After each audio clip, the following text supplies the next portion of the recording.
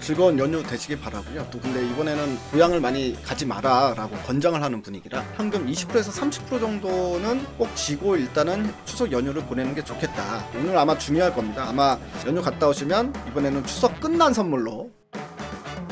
네, 여러분 안녕하십니까, 백진수입니다. 네, 오늘 기분 좋은 날이죠. 예, 이제 오늘 이제 딱 장을 마감하고 나서 이제 내일부터 상당히 긴 연휴가 시작이 되는데 즐거운 연휴 되시길 바라고요. 또 근데 이번에는 고향을 많이 가지 마라 라고 권장을 하는 분위기라 저 같은 경우도 이번에는 안 가고 집에서 휴식을 취해야 되는 상황이 됐습니다. 여러분들도 아마 그러신 분들 많으실 텐데요.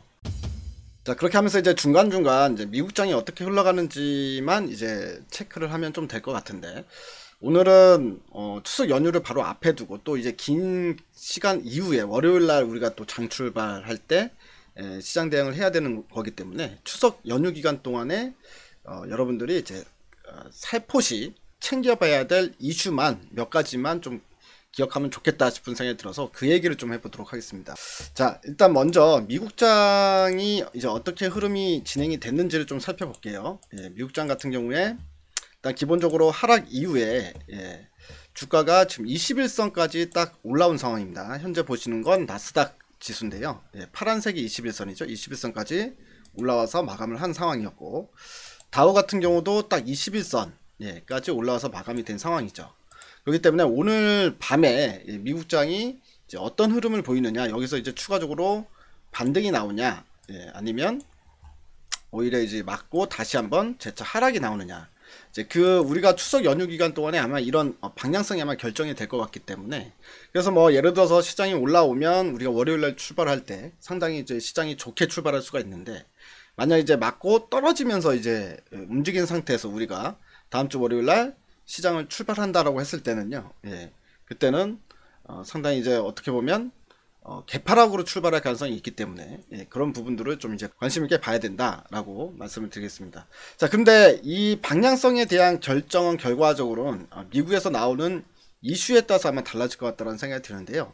그래서 여러분들이 관심 있게 봐야 될 뉴스 첫 번째가 뭐냐면, 지금 시장에 올라갔다 떨어졌다 하는 가장 큰 이제 이슈가 될 수 있는 거는 바로 민주당과 그 다음에 공화당의 하원과 상원의 부양안 협상 타결이 되느냐 안 되느냐의 싸움입니다. 그 부분에 대해서 일단 좀 간략하게 좀 말씀을 드리면, 우리가 코로나 이후에 이제 미국 같은 경우도 코로나 이후에 3월달에 코로나가 확산이 되기 시작한 이후에 이제 경제 봉쇄 정책을 폈잖아요. 경제 봉쇄 정책을 피고, 그 다음에 뭐 예를 들어서 실업자들도 단기적으로 많이 생길 수밖에 없는 상황이었고, 뭐 우리나라랑 거의 비슷한 개념이죠. 전 세계가 모두 비슷한 개념인데, 경제 봉쇄를 한다는 건 일단 실업자도 양상이 되고, 그 다음에 일부 기업들은 도산의 위험에 빠지게 되는 그런 현상이 나타나는 거고요. 근데 지금 현재 이제 시장이 올라온 가장 큰 원동력이 뭐 두 가지가 있을 수 있죠. 연준에서는 제로금리로 낮추고, 그 다음에 회사채 매입을 하고, 근데 회사채 매입을 하는데 정크본드까지도 매입을 해주고, 즉 부도 위험이 있는 기업들의 회사채는 당연히 아무도 매입할 사람이 없잖아요. 하지만 연준에서 그것까지 매입을 해주면서 일단 기업들의 자금 공급하는 효과를 발생을 시켰고, 그 다음에 이제 두 번째는 이제 전 국민한테도 이렇게 뭐 이제 지원금, 생활지원금이라고 뿌리긴 했지만, 일단 기본적으로 실업급여라고 하는 거를 항목을 신설을 해서 이제 실업자들한테 돈을 주는 이제 그런 경기부양책을 진행을 했었죠. 코로나가 지금 와가지고 계속해서 코로나가 확산 일로에 있잖아요. 아직까지도 이제 죽지를 않고 있는 상황이기 때문에 코로나 자체가. 그래서 3차 부양안이 필요하다라는 이야기가 이제 지난달에 나왔던 거죠. 8월 달에. 그래서 합의를 보려고 하고 있는데, 민주당하고 공화당의 의견 차이가 있었다는 거예요. 뭐냐면 민주당 같은 경우에는 실업급여를 계속해서 줘야 된다. 아직까지도 사람들이 일터로 돌아가지 못한 사람들이 태반인데 7월 말에 이미 실업급여는 지급하던 게 이제 마무리가 됐거든요. 실업급여를 다시 빨리 줘야 된다라는 게 이제 민주당의 입장이고, 공화당의 입장에서는 실업급여를 계속해서 주면 이 금액이 작지가 않습니다. 여러분, 수령해가는 금액이 상당히 큰 금액을 수령을 해가거든요. 실업자들이 자기가 이제 받는 월급만큼을 받거나 아니면 그 이상을 받아가요, 오히려. 그렇기 때문에 자, 이렇게 실업급여를 계속 주다 보면 사람들이 일터로 돌아가질 않는다라는 거예요, 공화당에서는.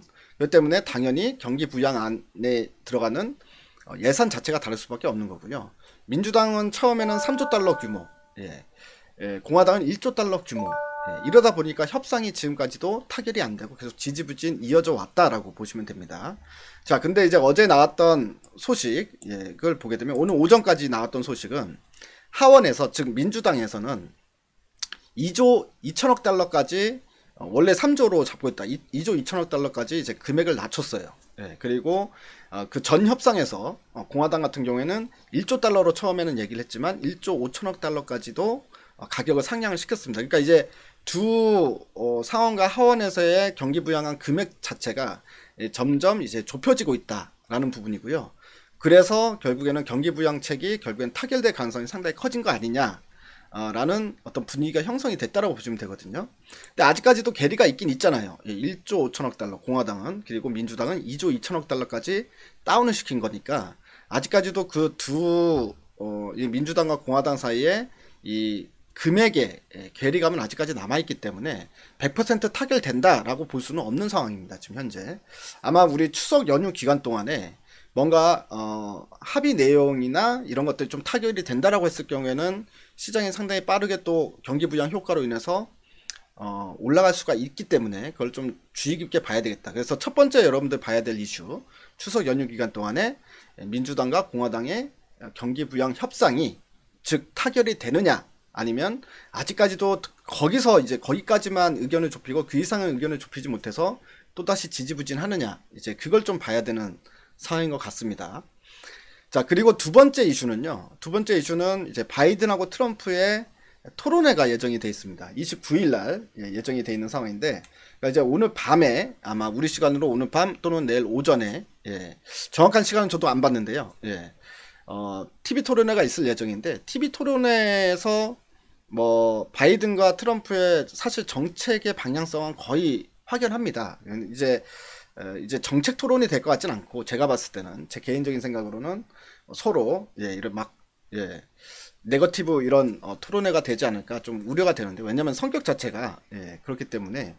근데 이제 정책 같은 경우는 그렇죠. 바이든이 지금 현재 7% 정도 우세하긴 하지만 그 정도 우세한 거 가지고 바이든이 대통령이 될 가능성이 크다라고 볼 수는 없습니다. 미국은 이제 선거구 제도기 때문에.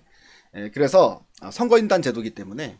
그래서 이제 단순 지금 여론조사만으로 확실히 누가 이긴다라고 얘기할 수 있는 부분이 아니라 아직까지도 박빙으로 보는 시각이거든요. 때문에 이번 토론회에서 얼마나 이제 미국 시민들의 마음을 살 수 있느냐, 그게 이제 가장 중요한 변수인데, 예를 들어서 우리 또 추석 연휴 기간 동안에 토론회 이후에 또 이제 어떤 여론조사들, 또는 지지율 격차, 뭐 이런 것들을 우리가 어느 정도 분위기는 알 수 있을 것 같거든요. 자, 이렇게 보시면 됩니다. 만약에 트럼프가 우세한다 라고 했을 경우에는 지금 현재 시장에 우리가 강한 섹터였던 신재생 에너지 섹터는 오히려 약해질 수 있다라고 보시면 되고요. 바이든이 만약에 TV 토론회 이후에 지지율이 더 치고 올라가는 현상이 나타난다고 했을 때는 분명히 이제 월요일 날부터 우리 시장에서 신재생 에너지 섹터, 즉 2차전지, 수소, 뭐 태양광, 풍력, 이런 수소 에너지 섹터가 처음에 이제 지금 현재 고점에서 상당히 큰 조정을 받은 상태잖아요. 이런 종목들 쪽으로 저가 매수가 유입될 가능성이 있다. 그러니까 요 정도 포인트로 잡고 우리가 보시면 될 것 같고요. 시장에서는 사실 트럼프가 되든 바이든이 되든 우리한테는 누가 유리하냐 이런 이야기를 했을 때 딱히 이제 누가 유리하다라고 볼 수는 없습니다. 왜냐하면 실질적으로 바이든이나 트럼프 둘 다 일단 중국 때리기에는 거의 둘이서 거의 의견이 같은 상황이거든요. 사실 이 보호무역주의가 자유무역주의로 좀 선회가 됐을 때 이제 우리 입장에서도 상당히 긍정적인 대통령이다라고 볼 수가 있는데, 바이든이나 트럼프나 이제 그 부분에 있어서는 별 차이가 없어 보이기 때문에. 하지만 이제 제 개인적으로 봤을 때는 트럼프보다 바이든은 뭐 중국을 타겟으로 해서 중국은 때릴 수 있어도 전체적으로 이 보호무역주의가 확산이 된 건 이제 트럼프 탓이잖아요. 그래서 바이든이 어느 정도는 좀 되돌림을 하지 않을까. 그리고 환경 문제에 관심이 많기 때문에 최근에 이제 우리 주식하는 사람들 신재생 에너지 또는 뭐 2차전지, 뭐 수소 섹터 들고 계신 분들이 꽤 많은 상황인데, 그런 입장에서 봤을 때는 바이든이 우리한테도 이제 훨씬 더 유리할 수는 있겠다 싶은 생각이 듭니다. 자, 아무튼 이제 미국 시장에 대한 이야기를 진행을 했는데요. 자, 우리 시장 오늘 어떻게 마감이 됐는지 보면, 우리도 5일선까지 이탈했다가 코스닥 지수를 보게 되면 800포인트를 찍고 거기서 5일선 돌파하고 지금 현재 21선과 5일선 사이에 지금 주가가 위치해 있는 상황에서 마감이 됐습니다. 상당히 그래도 이틀 동안, 월요일 화요일 동안은 긍정적으로 좀 마감이 된 것 같고요. 코스피 같은 경우도 지금 5일선은 일단 돌파를 성공해서 5일선과 21선 사이에서 지금 현재 주가가 형성된 상태에서 마무리가 되는데, 자, 우리가 이제 연휴 기간 동안에 아까 다시 미국장을 보여드릴게요. 오늘 아마 중요할 겁니다. 아마 가장 큰 이슈는 이 두 가지, 아까 제가 앞에서 말씀드렸던 두 가지가 될 것 같은데, 경기 부양 협상안이 일단 타결이 되면 상당히 긍정적이에요. 제가 봤을 때는 요 자리를 뛰어 넘어갈 거라고 봅니다. 즉 전고점 자리를 다우가 뛰어 넘어갈 수 있을 거라고 보고 있고요. 그 다음에 나스닥 같은 경우도 전고점 근처까지도 주가가 끌어올릴 수 있을 거라고 보고 있는데, 일단 경기 부양안 타결이 그렇기 때문에 상당히 중요한 이슈인데, 또다시 협상이 결렬이 된다, 그리고 또 지지부진하다라는 이야기가 나왔을 때는 분명히 이 저항 라인을 뚫지 못하고 올라갈 가능성이 크기 때문에 이제 다시 한번 재차 꺾여버릴 가능성이 있다. 그런 상태에서 우리는 어느 정도 결과를 보고 나서 주가가 출발을 될 거기 때문에 만약에 이제 좋은 결과가 있으면은 뭐 당연히 21선을 돌파하는 흐름이 우리가 추석 연휴에 기대할 수 있다라고 볼 수가 있고요. 그렇지 않으면 5일선을 재차 이탈하면서 출발될 가능성도 충분히 있다. 이런 상황으로 볼 수 있습니다. 그렇기 때문에 제가 이제 미리미리 여러분들께도 말씀드렸죠. 일단 추석 연휴 전에 현금 20%에서 30% 정도는 꼭 쥐고 일단은 추석 연휴를 보내는 게 좋겠다. 좋은 결과가 나오기를 일단 바라긴 합니다만, 어느 정도는 이런 뭐 연휴 리스크라고 하죠. 연휴 리스크에 대한 어느 정도 대비는 했으면 좋겠다라고 미리 말씀을 좀 드렸었고요. 그리고 어쨌든 연휴 기간 동안에 좋은 소식들 많이 나와가지고 여러분들 추석 끝나자마자 상당히 기분 좋게 주식을 시작할 수 있는 상황이 됐으면 좋겠습니다. 그건 저도 같이 바라도록 하겠습니다. 여러분들 추석 연휴 잘 보내시고요. 연휴 갔다 오시면 제가 또 추석 선물도 한번 드렸었는데, 연휴 갔다 오시면 이번에는 추석 끝난 선물로 또 핫한 종목 하나 잡아서 말씀드리도록 하겠습니다. 감사합니다. 즐거운 추석 되십시오.